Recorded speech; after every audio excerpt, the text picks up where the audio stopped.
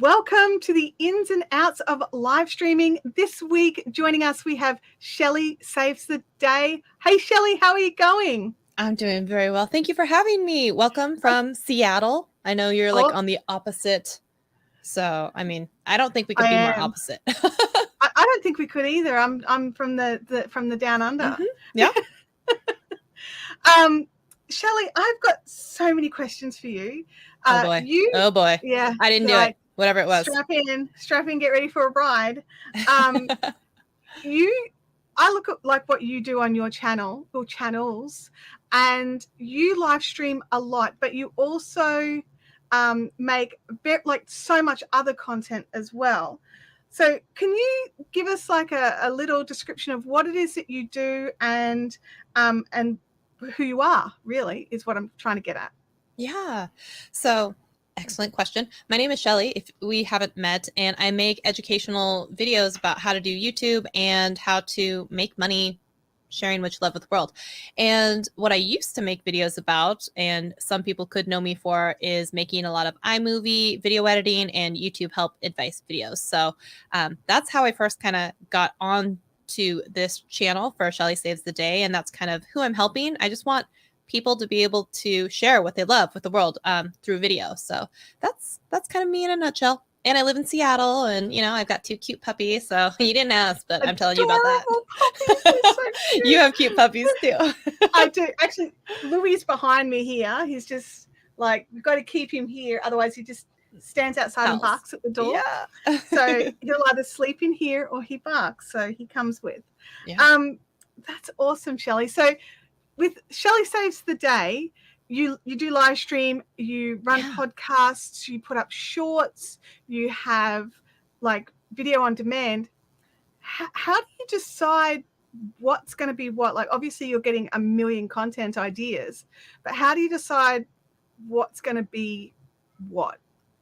So I think it's important to have a mix of all the different types of content. When they create some sort of new feature, like I always want to be someone who tests it, tries it. Like I want to know the ins and outs of, did you know that you have to hit this button, or you're not going to be able to, expand it to 60 seconds as a YouTube short? Or did you know that you only get 15 seconds of music no matter if your video is 60 seconds? Like, you don't know those things until you're in it.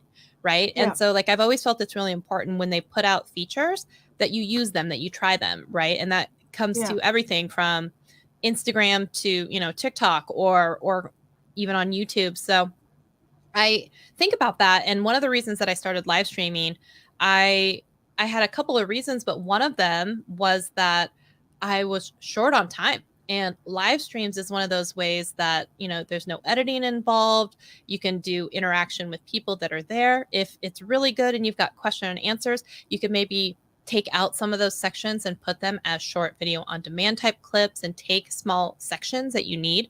And it was just an easier way for me to make videos. And then also I had a sponsorship for a while with the streaming company. So I was also committed to doing live streams every week. And now it's just a weekly part of my routine. I go live several times a week from various channels, or either from the podcast or a whole day, right?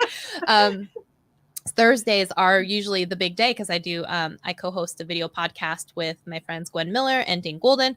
And then I do my live stream, which I've now then converted into kind of a podcast, because I had a podcast, but before I was recording episodes and trying to edit them and then trying to upload them. And now I'm like, I'm already talking about a specific subject on Thursdays. Why don't I just take that and make it my podcast and put it up? At least then I'm more consistent with putting out content, right?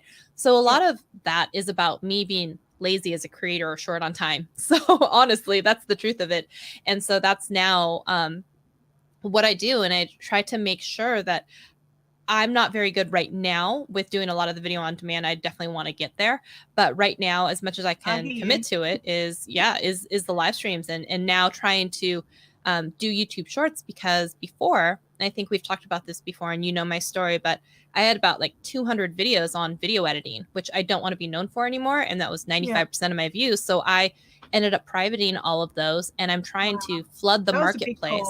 Yeah, it's like 2.5 million views. So I'm trying to flood the marketplace with videos about what I do want to be known for. So that means I do a bunch of shorts about how to YouTube, or a little bit about the creator economy, how YouTube people can actually not be starving artists, how we make money, how we don't wait for monetization and AdSense. And so I figure if I have a bunch of those videos and then YouTube is re-indexing and finding out what it is to be Shelly Saves a Day as a YouTube channel, so I'm trying to help myself. Your new audience. Yeah. Exactly. Yeah. And especially with something like Shorts, which is known to get you in front of audiences that you may not have had before because it is coming up in the Shorts feed.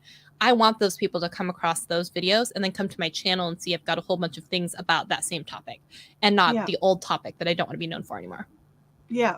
And that would have been like, I as you said, I did know that story, but I hear it. And every time I hear it, I'm still just floored by what kind of great decision that would have had to have been for you to go, you know what?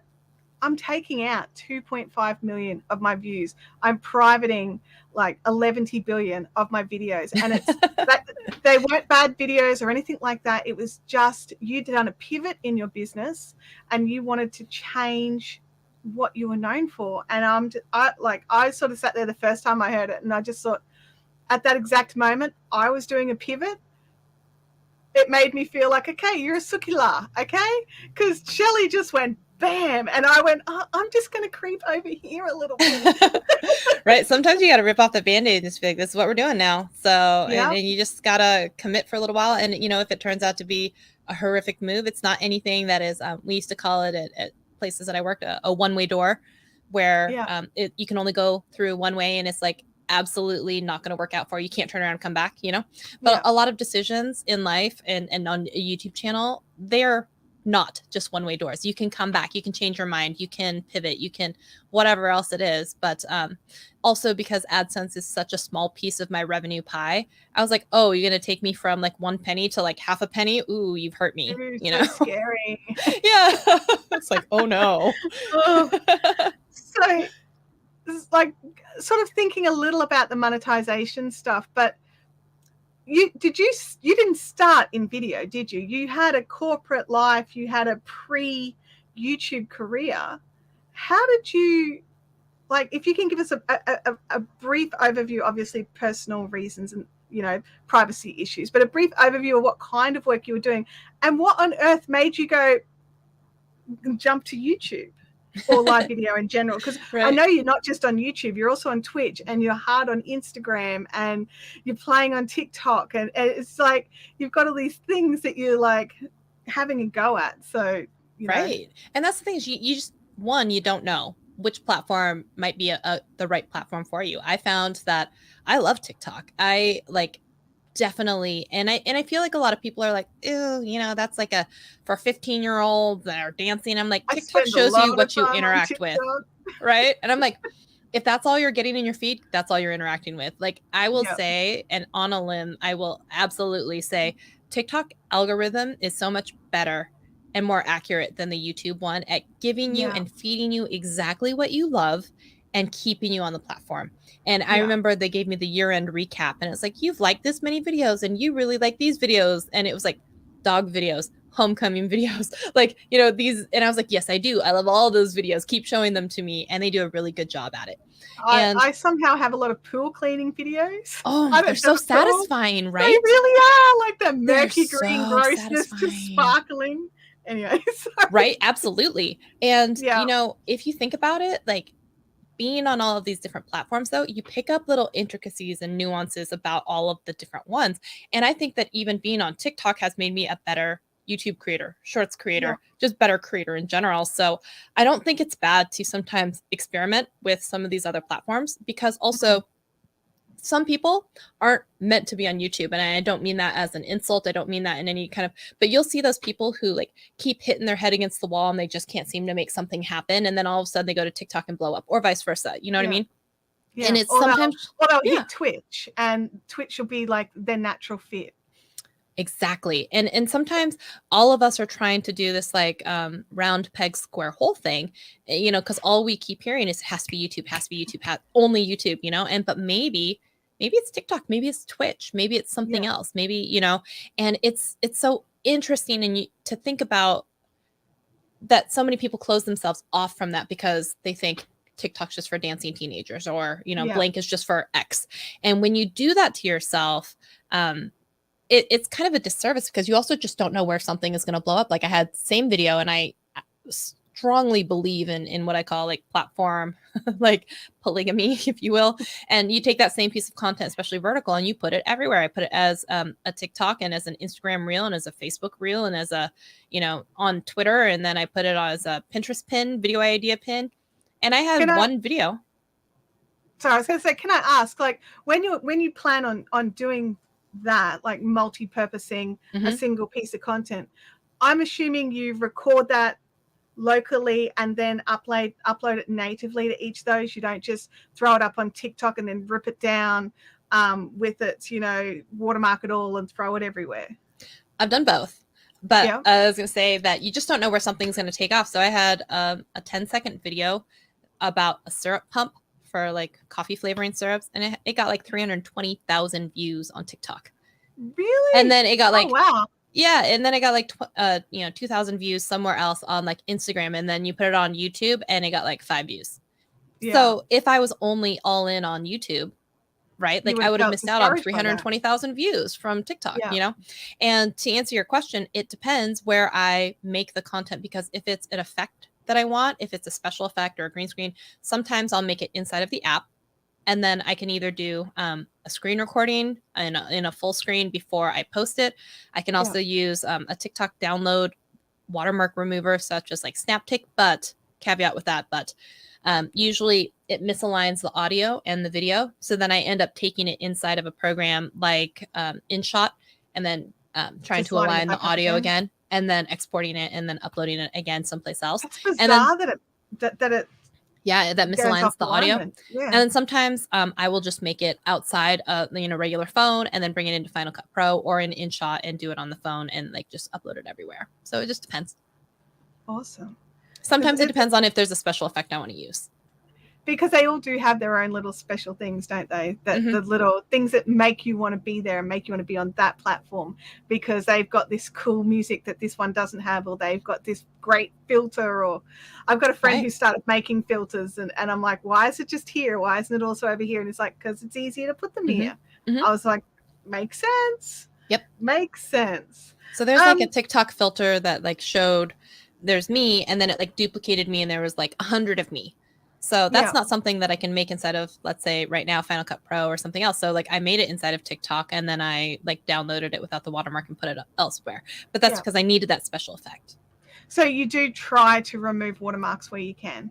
Oh yeah, definitely. Because especially if you're doing something like trying to get into the shorts fund to get a payout, they'll, and Instagram has also come out and said if there are visible watermarks from other sites, they will deprioritize it in the feed, or it won't count towards possibly getting monetized as a bonus. So you always want to try and remove it. And then depending if there is a sound specifically, you want to find a video that already has a sound or in the library, so that you can attach the sound and then mute your sound, so that it also, because if you were to just upload a video that has a sound from a different platform, you could still get a copyright claim on that. You could, because it's the copyright's not for you, it's for the platform. Exactly. Yeah. So you do make a lot of live, like we've just been talking about, like a lot of shorts and what have you, but you also do a lot of live content, and you've got your live content that goes out here to YouTube. You've got your live content that you also stream out to Twitch as well, and Facebook too. Is that right? Yeah, it depends. Like if it's my Thursday stream, I will usually put that out like on LinkedIn and Facebook and to YouTube, and sometimes Twitter if I remember to hit the button. But like Twitch, because I am like monetized over there on Twitch, I am not really allowed to, I'm not supposed to multi-stream on that. So that one, but it's also different content that people don't necessarily sign up for, because I do musical live streams on Twitch. So I do a separate type of live stream. The only other thing sometimes that I'll do is I'll take my phone and then I'll set it up and I'll do a different platform, because it's not the exact same stream. It's a different angle. It's a different, different. And I'm like, they haven't come from me yet, but I don't, it's probably still not allowed. But I am using a different device and streaming to a different site.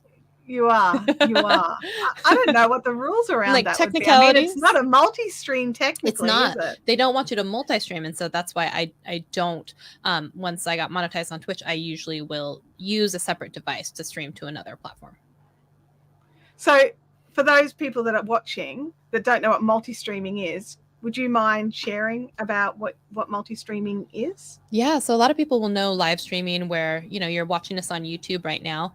And so you think one platform, one stream.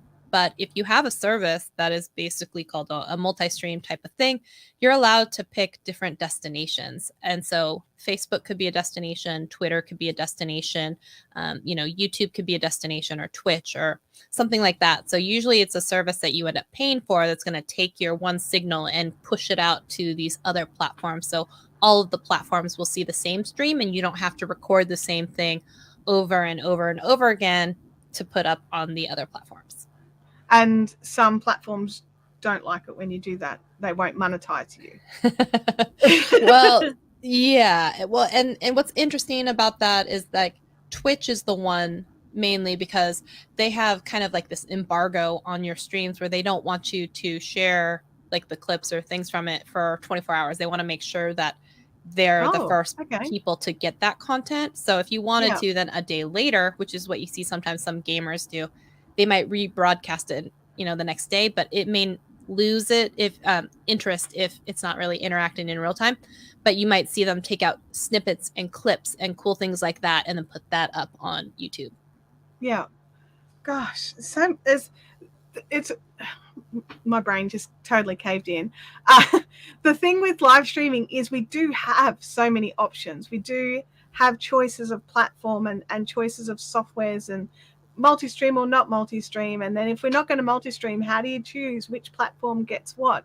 Do you have a sort of like a plan as such that you're like, okay, this one goes here, this one goes here, this type goes here?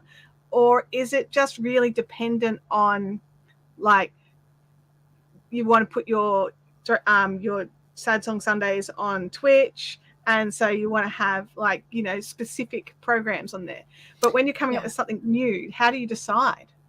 I think about the audience on the platform that's going to receive it. So on Thursdays for the first live stream of the day, which is the Video Marketing Value Podcast, I broadcast that additionally to LinkedIn because a lot of the people that are on there, or, that Dane and Gwen are interacting with, they're video marketers, they're professionals, then maybe they're on LinkedIn. And so I put it there as well as some other places. Once I roll in an hour later to my Triple T Thursday show, maybe I'm drinking some wine. Maybe I accidentally say, shit or something like that. That's not something I put on LinkedIn. So I make sure that that's not a destination endpoint that I want to put on there. Plus, they probably don't want to see me dancing around and stuff like that. But when it's... how can they not want to see you having a good time? Right? Honestly. But then when it's Sad Song Sunday, bad name.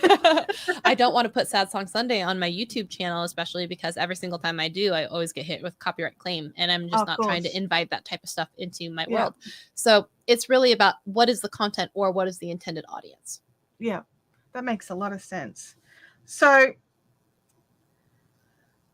what is your preferred, like, we all have our little preferred setups, like camera, microphone, softwares.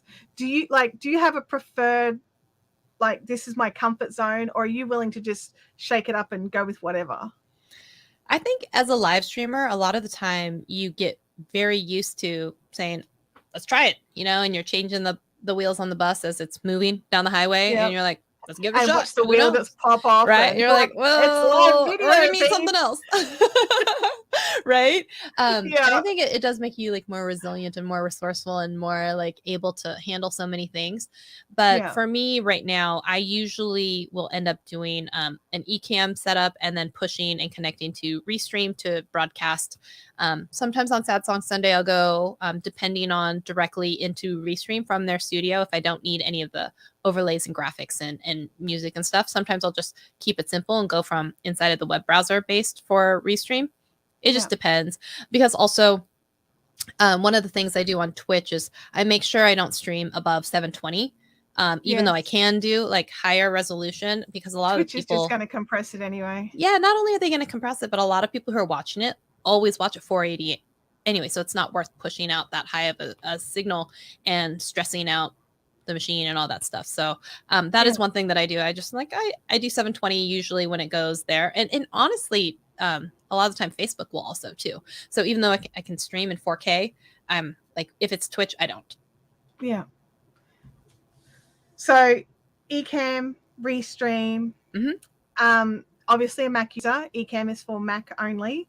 For those of you that don't know, I just talk to the chat, which is over there. Don't. It's totally fine. cool. Totally cool.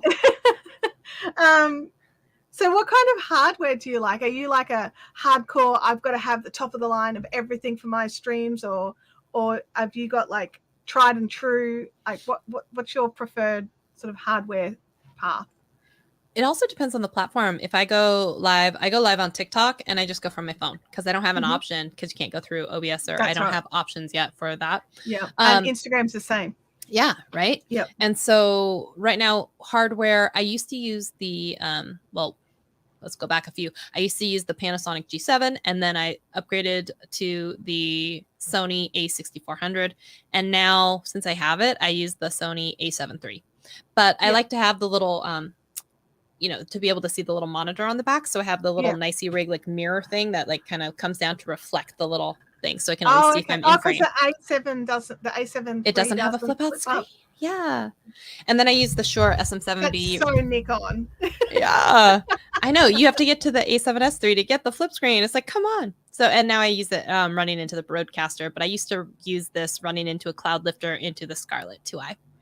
So you don't use a Cloud Lifter on your SM7B going straight into the Rodecaster? Oh, wait. I think I still have it just because I have it from when I had the Focusrite. But you don't technically need it since the Rode also has the phantom power and everything. So, but I still use it. Yeah, you got it. Plug it in. Exactly. Like otherwise, it's just you can't lose it if it's attached to something. Yeah, exactly.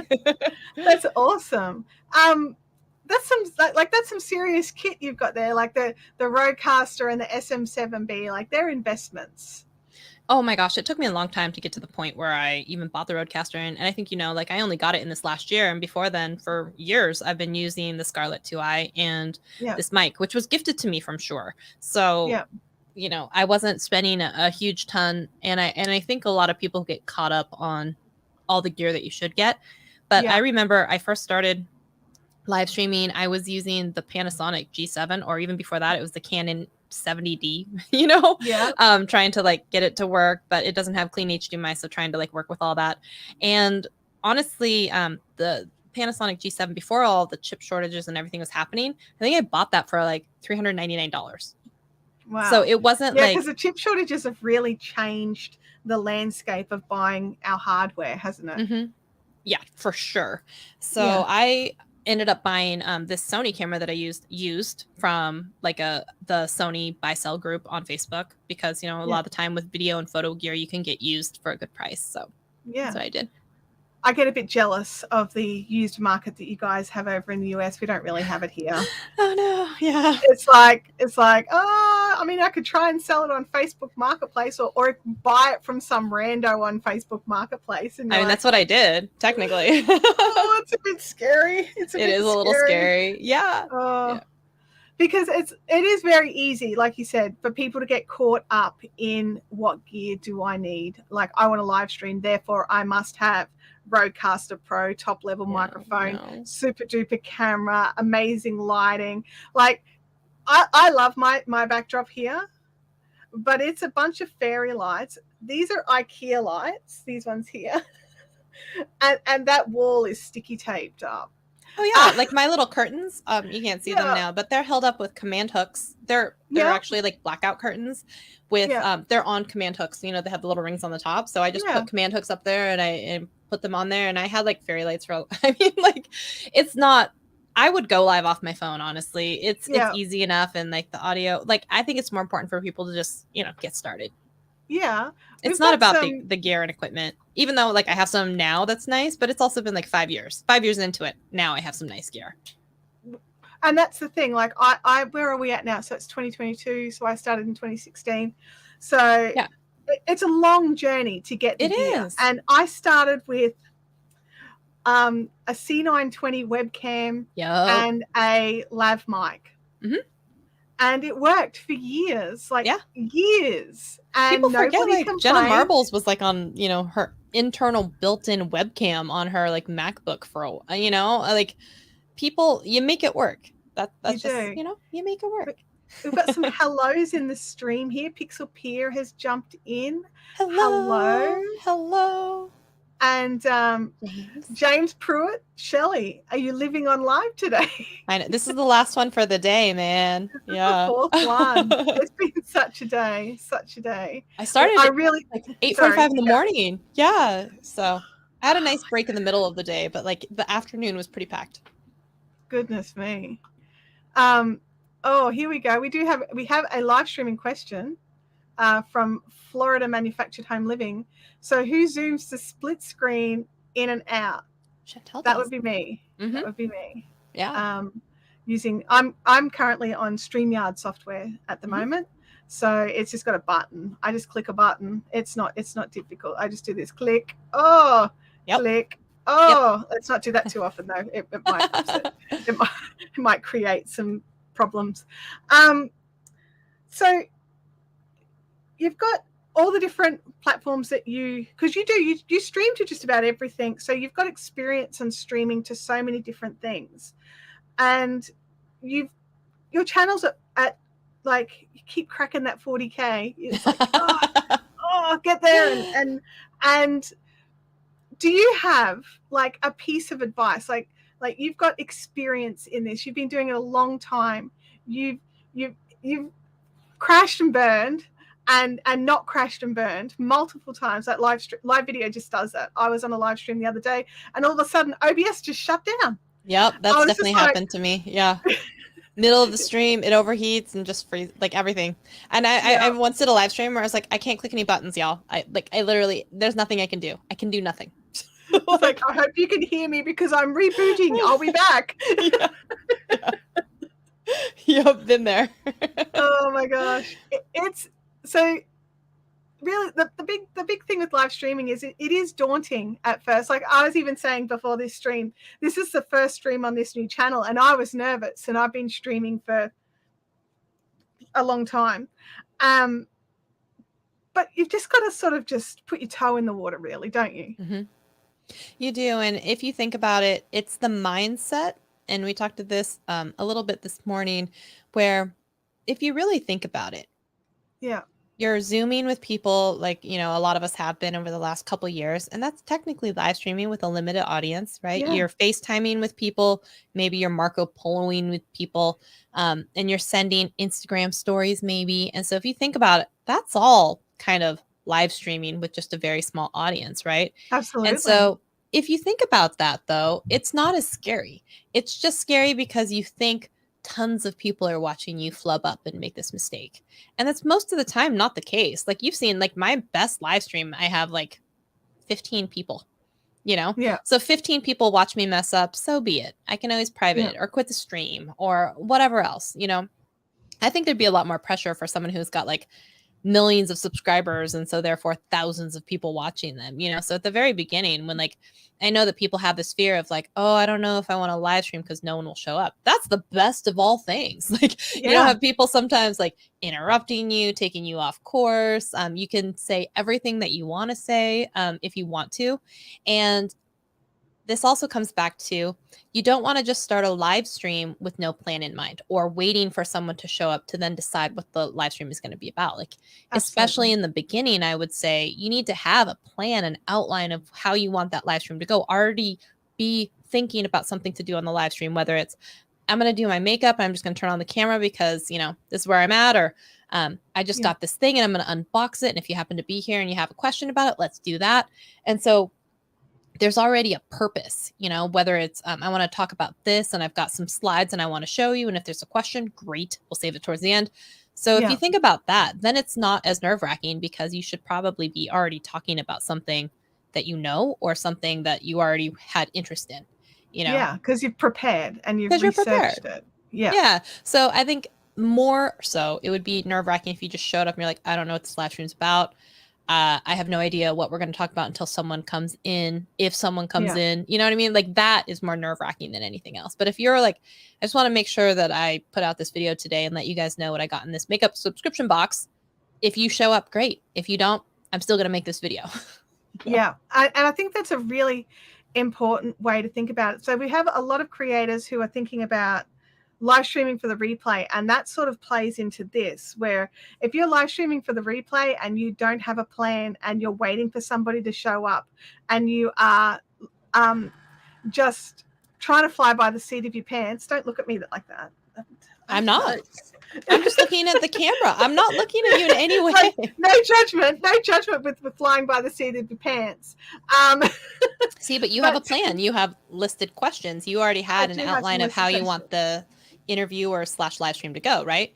So that's right. Yeah. Where would be the judgment in that? None.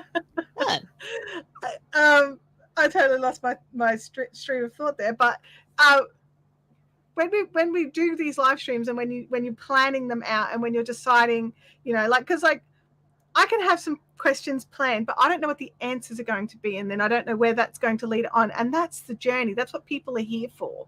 So, and I love that about live streaming with a guest. Do you find that when you are live streaming, do you repurpose your live stream? So, we're talking about live streaming for the replay. I personally, on my other channels, I don't live stream for the replay. I live stream for those people that made the effort to be there at that time. I want to say hi. I want to say hello. And I'm not going to edit that out for me personally. But that's a decision that I've made, and I know what the repercussions of that decision is. What is your feeling on that? I know that was a very random question. If you need me to repeat it. No, I think it depends. Like, do I want to repurpose a lot of my live streams and pull out sections? Yes, absolutely. Am I there right now? No. Will I get there? Yes. I think as I do some more live streams that are also question and answer based, then it'll be really easy to make that line delineation of like, take this chunk and make it a video. And in fact, I was even thinking about, maybe I should hire out a video editing service where I just give them a live stream file and say, if you can find a couple of shorts in here, you can give me a couple of video on demand, or maybe a blog post, or maybe a couple of quotables that I can throw up on Instagram. There's some great services that are offering that now as well. Yeah, and that's kind of where I'm like, I think that would be a point that I'd like to get to. I'm not there yet. But it's the dream. I keep saying I will, and then I don't. Same. So, I'm right there with you. I'm right there with you. Yeah. That is the ideal dream, though. Yes. It is. It's the ultimate dream. Like, let's make one piece of content and turn it into 1 million. Yes. They call it the recycle, repurpose, reuse. Absolutely. Yeah. I love the idea of it. I just haven't, pressed the button. Same. So speaking of like people who live stream, because that's what we're doing today. So I'm like, I lost track of where I am in my list, and now I'm flubbing. Sometimes I've noticed when people are live streaming, they'll do that whole thing where they're like, hang on guys, we'll start when more people are here. Yeah, that's not good. Yeah. So what would be your fix for that? Because I personally think it needs a fix. I know not everybody does. Obviously they do it. But what's your opinion and your fix for something along those lines? I would, one, go in with the expectation that people aren't going to be there right away. And so go in with whatever you want to talk about, and then incorporate the audience later on after the start, after you tell them what you're going to tell them, maybe. If you are going to be someone, and you shouldn't be, who's going to be like, okay, we're just going to give it a couple minutes, then I would go into the YouTube video editor and go in and chop off that entire front part until you get into the crux of what you want to talk about. But also be warned that when you do that, you'll lose the chat replay, which is a bummer. So it's a big bummer. Yeah. So I would go into the YouTube editor, because a lot of the time, like, people feel disrespected, like especially if you're there, and then to be like, I'm just going to give it a couple minutes. And I'm like, but I'm here now. Like, and for me personally, I'm a stickler for time, so I want meetings to start on time. I want them to end on time, and I want you to respect my time. And so one of the biggest ways that I feel disrespected is if we start late, or you come late, or, you don't apologize for being late as I waited for you. Those types of things, like, really grind my gears. So if it's going to happen in a live stream, I'm already irritated with the presenter. But if you're not going to go in and trim it later for me and my convenience as a viewer, because I understand it's a 5-minute timer and I can go in and scrub through it, but like, I shouldn't have to. Yeah. You know? Exactly. Exactly. Now, I know on my other channel, I do a 30-second timer. That's more so that I can have a breath, like after clicking a button. And as live streamers and people who are creating content on these platforms, we learn that things have to change and you have to change with it or you get left behind. Yeah. What is your feeling on the continuous cycle of constant learning as a video creator?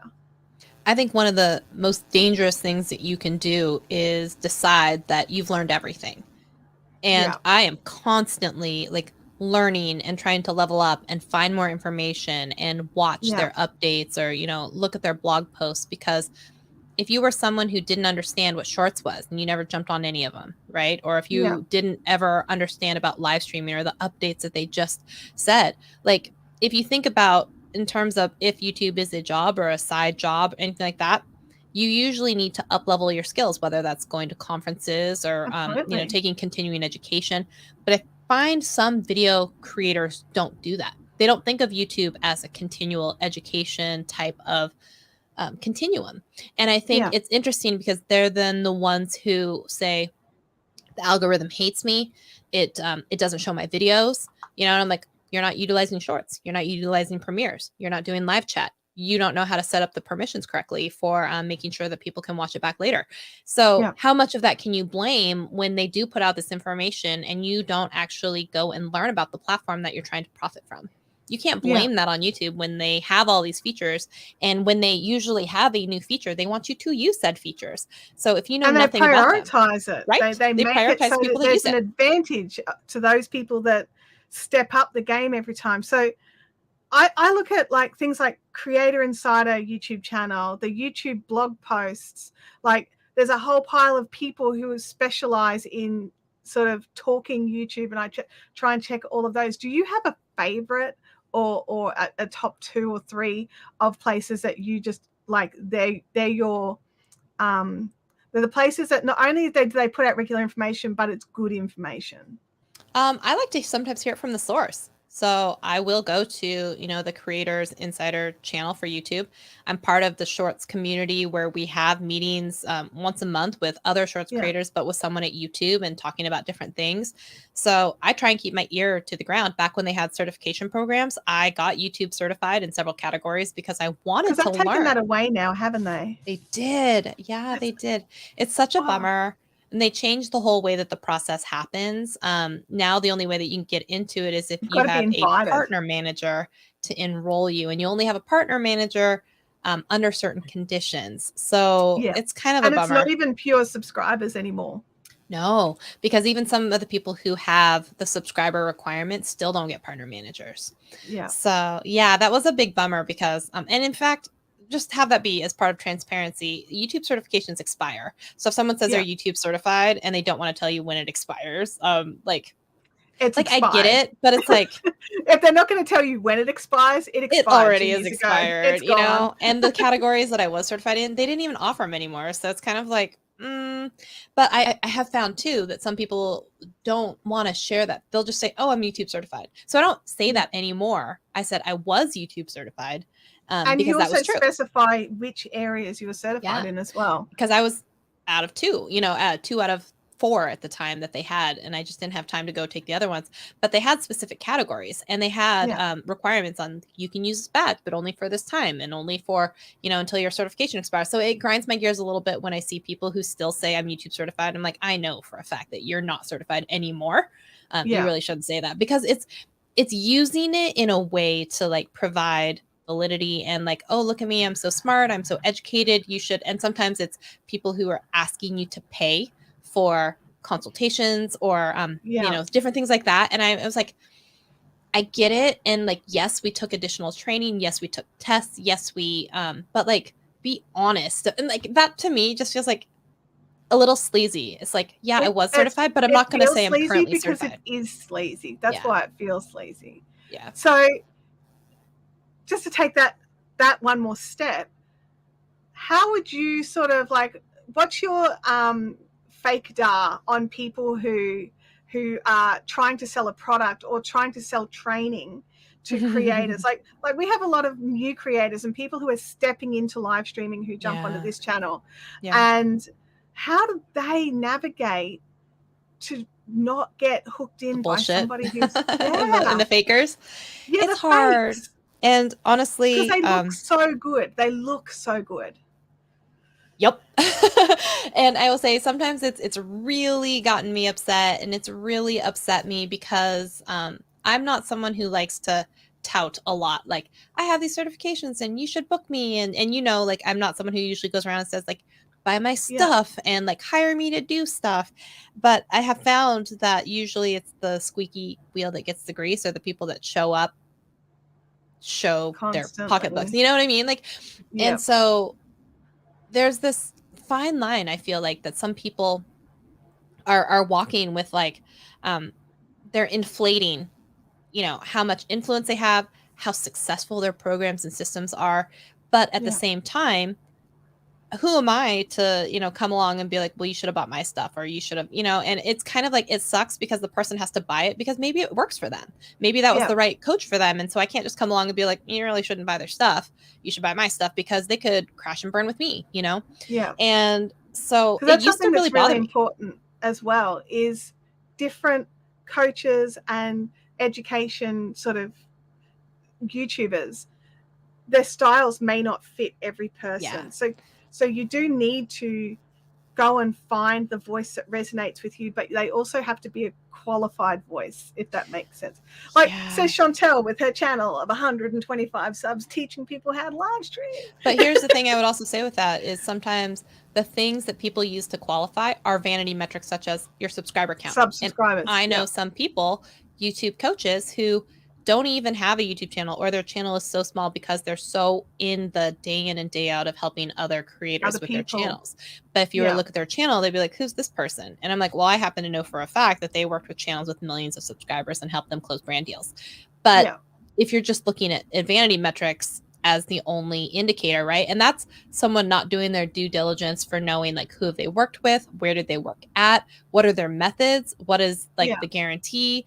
And so it's hard to sometimes weave through it, but like you said, you have to find the person that you jive with, whether it's the way that they speak, or the way that they have delivery of something, or their personal experiences, you know. So you could look at me and be like, you're not that successful, you don't have like your own play button on your own channel. And I could be like, dude, I've failed more times than you've tried. I've tried everything, and I can tell you all kinds of things about what works and what doesn't work. And I think that's more valuable than sometimes someone who only has theories. So, you know, if that's not your... quite often they've only succeeded, so they don't know what's failed. They don't know what to failure even looks like. And I'm like, fail. And I think if you're teaching somebody, this is a personal thing. If you're teaching somebody and you're not coming from a place where you understand what it feels like to have failed, and you're still trying and you're still getting in there, I think that creates a different dynamic between the teacher and the student as such, because that student's like, oh, they've never failed, and yet I've stuffed it up so much, I'm never going to get there. They can't see the path. Someone else is like, young sweet summer child, that's nothing, don't worry. Exactly. It's like that whole there's a saying, it's like, you know, the person who jumps in the hole with you to help you get out of it is more valuable than the person yelling instructions from the top. So and sometimes the people who are at the top, they're so far removed from what it's like to be at any specific level anymore, because all they do is win, you know what I mean? And so it's different.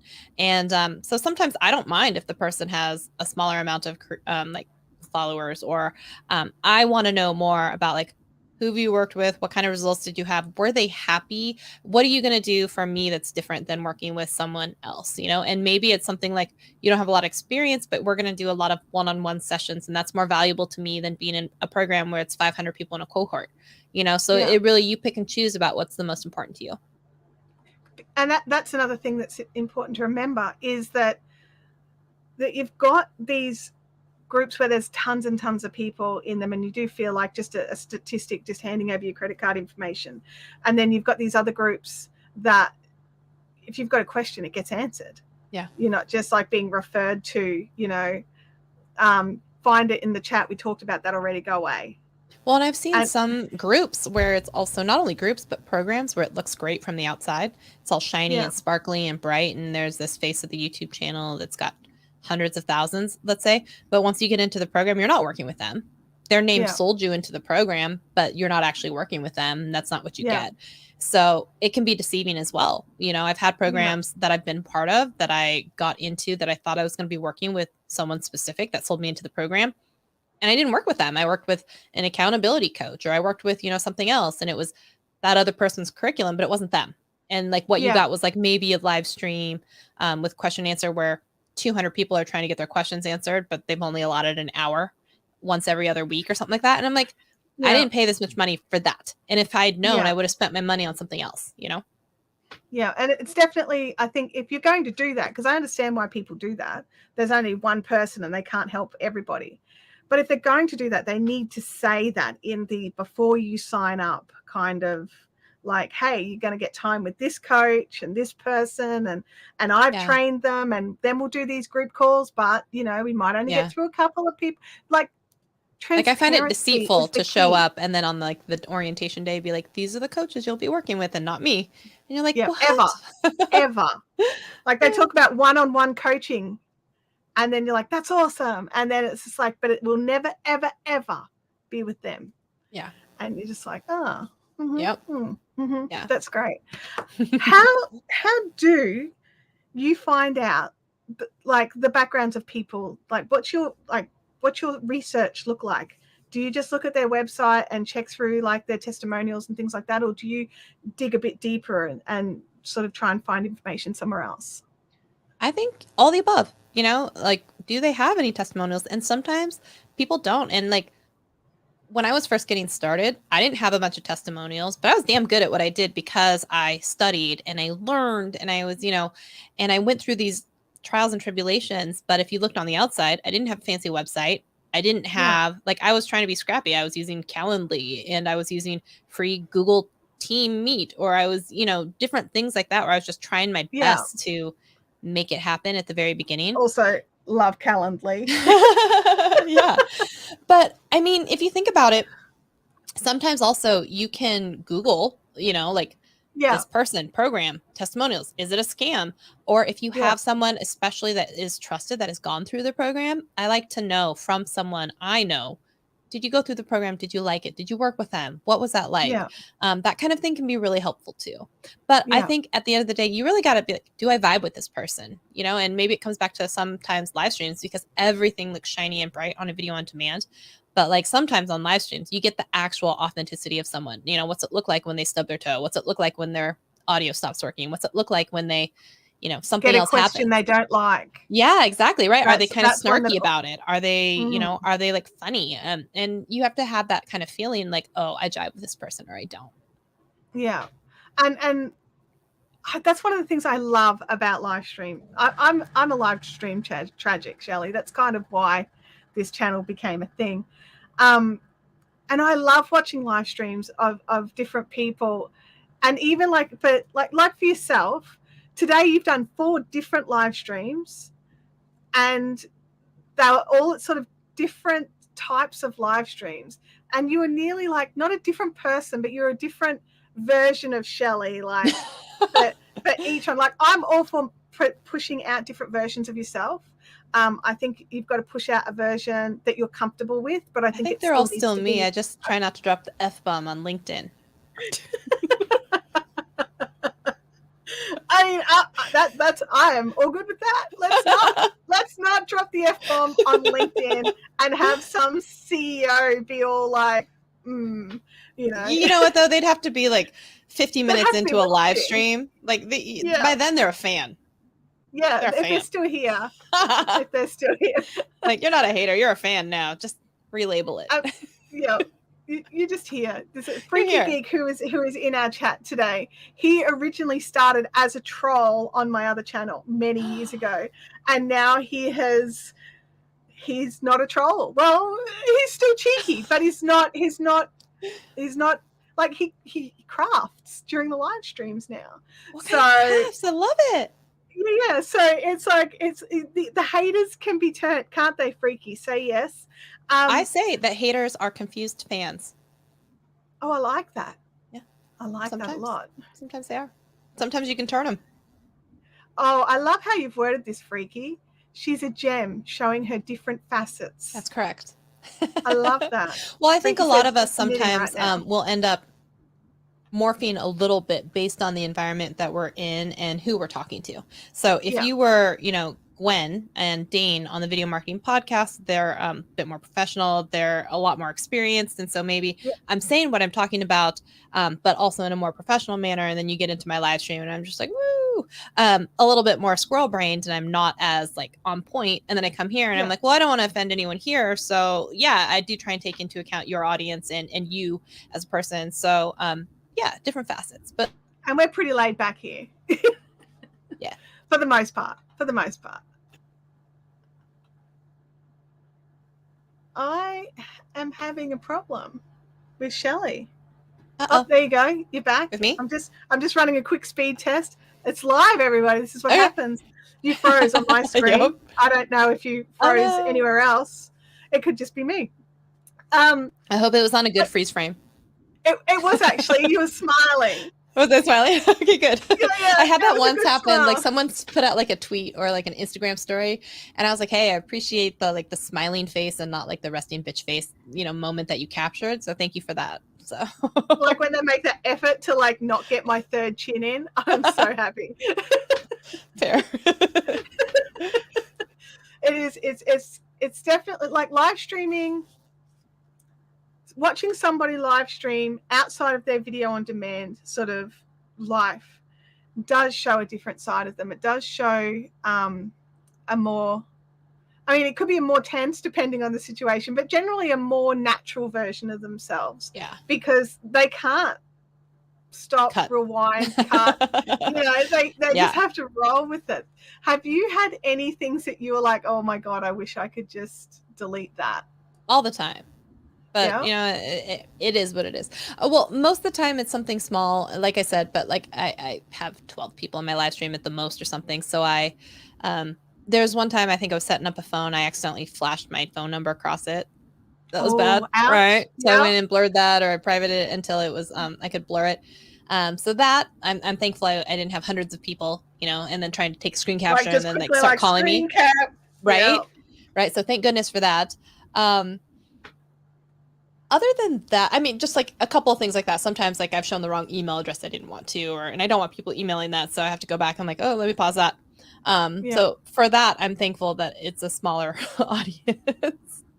But other than that, not so much. I will say though, that a lot of people, from my video on demand versus live stream, get a very different picture of me, a different facet or side of me, because in those videos, I try to be as succinct as possible, and it's only about the information that you came for, and then you leave. And I think that was a disservice to me, because you never knew about me or my personality. You never knew that I think I'm kind of funny, or you never got to agree or see it. I think so.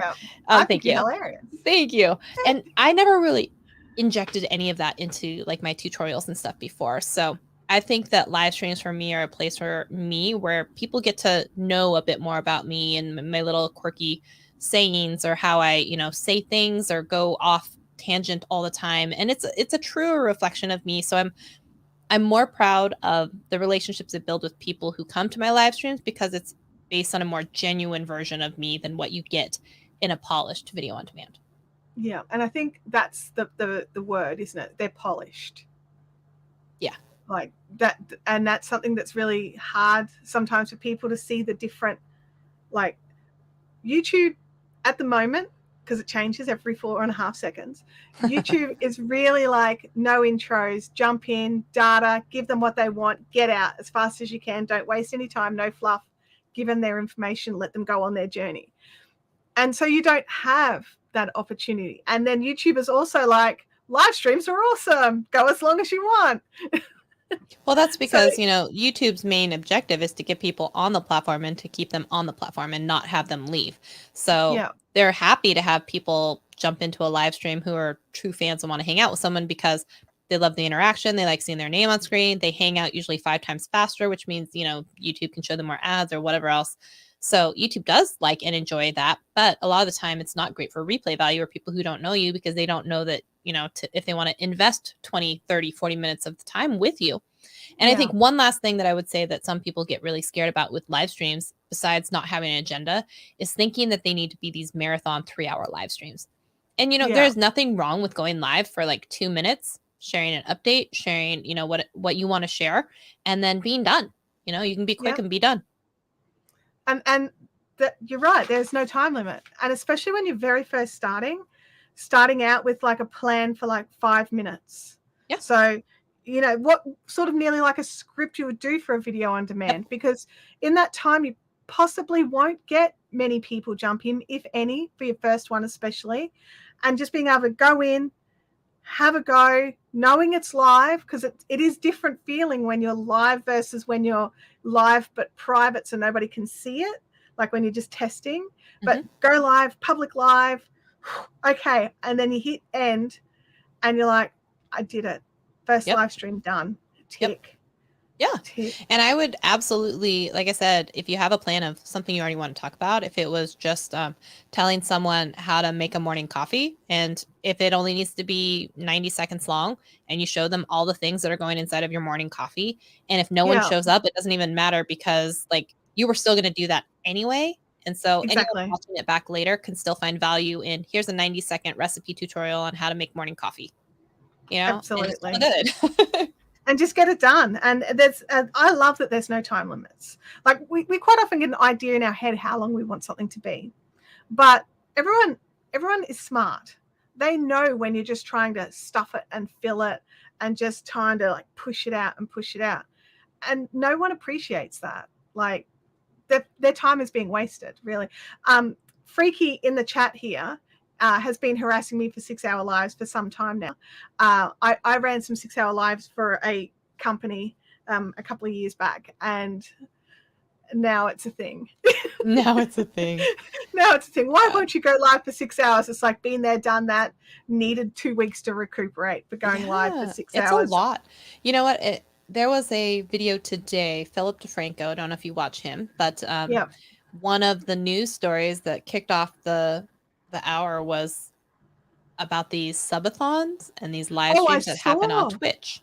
And it's not healthy for people to be invested or be on screen. And it's true that, like, I think Pokimane kind of came on screen and she's like, we're suffering for your pleasure, and like you don't have to do it, you don't have to experience, you don't have to whatever. And it's not necessarily fair, but also sometimes you have to train your audience to be like, I'm not doing this, or I'm going to live my life, or I'm not going to, there have to be rules in it. But people are so blinded by, I want to be internet famous sometimes, or this is what it takes. You have to be able to define what your end objective is, what success looks like, and why you would or would not do something like that could possibly be hazardous to your health. Absolutely. There is the definition of your own success is such an important thing, because what I consider successful, or a successful stream, or a successful business, or a successful level of income may not be what you think, Shelly, or my husband thinks, or any other creator out there. It's your own personal thing. And I actually caught some of that. I caught that article, but didn't watch the rest of the episode. And 31 days live is and it's still ongoing. And you just sort of sit there thinking, I feel bad for them. I feel sorry for them. Why? Why do they feel the need that it has to go for that long? Like, I can't grasp that myself, honestly. But that's because this is my perspective. And they've obviously got a different value of what is success. And I think it's very important to define success. And so, when we do the monthly revenue report or something like that, when I ask people, it's like, how much do you need to make? You are with that. Thank you. I absolutely love that. I think people have a big misnomer about how much YouTubers make. And I'm like, if you saw like my AdSense, I think it's like, it's not even $100 this month. So I don't even think I'll get paid out this month, because you have to have over $100. So when you look at it, and all these people think, oh, wow, she's got a channel, 40,000 subscribers, she's making all this money. It's the smallest piece of my, like, sometimes revenue pie that there is. And that's why I also say, like, my number doesn't have to be your number. You know, I think James had said, I want to make $500. Someone else said, I want to make $2,000. And I said, I want to get to 5,000. And it's all different, right? Like, you don't need the same amount I do, or you need more or less, and that's your business. And so how you decide to slice up those pieces of the pie is also your business. But I think people just think, oh, I need to be X person making X amount of dollars, and then I'll be happy or successful. And it's like, maybe you're not, though. Yeah. And the number of people, like, I was watching a Linus Tech Tips, and he'd been having a discussion with his wife about how it was like, I'll just get through this thing, and then this level of money will come in and everything will be set and I'll be able to spend more time with the family. And then that happened, and then he didn't. He went on to the next project and the next project. And it was just like he realized that his passion's not in the dollar amount, it's in the projects. Right. Because it's never enough, no matter what it is, right? So unless you have someone behind you, or you yourself being like, this is the milestone, or this is the thing that makes it enough, you know? Yeah. Because YouTube isn't going to come up and be like, you can stop streaming now if you want. You know, they're just going to be like, let's do this. Keep going. Like, here's a hype button. Right? So if you think about that, and it's true, like, YouTube is not going to come by and be like, you should stop answering comments now. You know, you should, you know, like on TikTok, they have like, have you had a mental break in a while? Like, and that's the thing, is like social media, or the desire, or the need to be in it. It doesn't stop. It doesn't go away. And you can get easily carried away where you're at dinner responding to YouTube comments instead of enjoying time with your family, or, you know, a significant other. And it's because, well, I got to answer these comments. Do you? Can they not wait for 5 or 10 minutes? Right now? Yeah. Yeah. And like, people then forget, like, if you went to a 9-to-5 job at, you know, 4:59, you're not thinking about the thing that you need to keep doing. You know, you're like, I'm clocking out, I'm done. Bye. Right. And like and at 8:00 at night, you're not thinking, oh, I really should have turned in this one thing in that fax report, you know, blah, blah, blah. That's not what you're thinking. But with YouTube, there is no like off sign. It's always like, well, you could update your thumbnail right now. Oh, you could make sure your description is updated. Oh, you could make sure that, you know, there's always something else. You could respond to more comments. You could do these things. And you have to be able to internalize like that clock and be like, I'm off the clock now. I have to stop. And I think it's hard for a lot of people. It is very, very hard. Speaking of clocks, Shelly, we have hit our hour, and I want to respect your time. I did it. You did. You've made it through 4 streams in a day. 4 streams one day, man. That's a record, I think. I think that's a record. A total record. It's got to be, right? 4 I think so. Streams? I think so. It has been such an amazing time getting to sit and chat with you today and ask you like some questions, but I was a little nervous about asking some of them, and you've just come through with the gold. Shelly, where can everybody find you? Come find me on my YouTube channel, Shelly Saves the Day. And if you want to see my little Twitterings, come follow me on Twitter under Shelly Saves the. And I hope they're in the description. I did put them there, but that seems to be a thing today. If not, I'll go back and add them in, but they're in the description so that you can go and check it out. Thank you so much for all of you spending your time with us. I hope you have a fantastic day, week, whatever it is that you want to be fantastic, make it all fantastic. And I will catch you all next time.